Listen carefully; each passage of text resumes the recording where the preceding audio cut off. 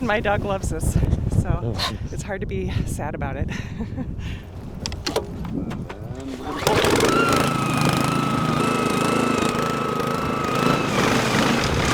I love the winter. I probably look like a Yeti right now, but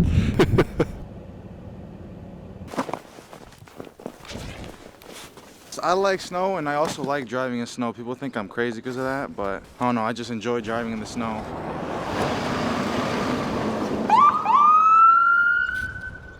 So it's always noisy, especially with the ambulance, with the police cars, and now it's just quiet, yeah. Try to capture the skyline of this Minneapolis and a bit of the Mississippi River.